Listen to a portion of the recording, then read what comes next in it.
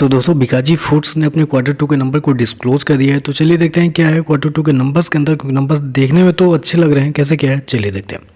तो data basically lakhs में दिया गया है, मैं आपको करोड़ में कन्वर्ट करके समझाता हूँ कैसे क्या हुआ है। तो देखिए पिछले क्वार्टर में कंपनी का टोटल रेवेन्यू 482 करोड़ के आसपास, पिछले साल 576 करोड़, जबकि अभी देखें तो बढ़ के 608 करोड़ के आसपास आपको देखने को मिल रहा है।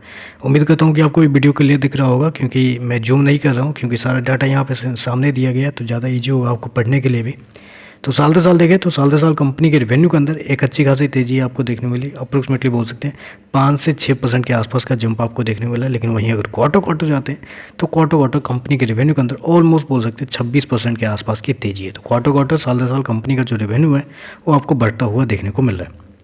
खर्चे की बात कर लेते हैं। पिछले क्वार्टर में 431 करोड़ खर्च किए थे, पिछले साल 526 करोड़, जबकि अभी देखें तो कंपनी खर्चे 539 करोड़ के आसपास आपको देखने को मिल रहा है।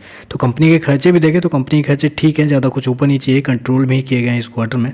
चलिए कंपनी का नेट प्रॉफिट क्या है वो देख लेते हैं।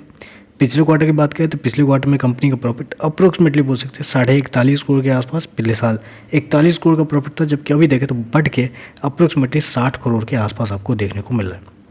तो साल दर साल देखें तो साल दर साल कंपनी का जो प्रॉफिट है उसके अंदर 48% के आसपास की तेजी आपको देखने को मिले। वहीं अगर क्वार्टर जाते हैं तो क्वार्टर भी कंपनी का प्रॉफिट के अंदर वही 47-47% के आसपास की तेजी है। तो कंपनी का जो प्रॉफिट है वो बड़े लार्ज अमाउंट में आपको बढ़ता हुआ देखने को मिला है क्वार्टर साल दर साल दोनों।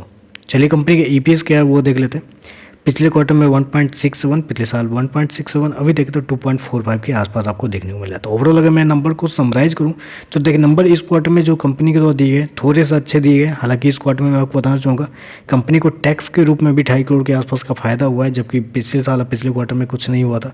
तो उस वजह से भी कंपनी का प्रॉफिट थोड़ा सा ऊपर है, लेकिन ओवरऑल देखें तो नंबर अच्छे देखने को मिल रहे हैं। कंपनी का रेवेन्यू बढ़ता हुआ देखने को मिल रहा है साल दर साल क्वार्टर दोनों, और कंपनी का प्रॉफिट भी देखें तो 50% के आसपास की तेजी है कंपनी का प्रॉफिट के अंदर साल दर साल क्वार्टर दोनों।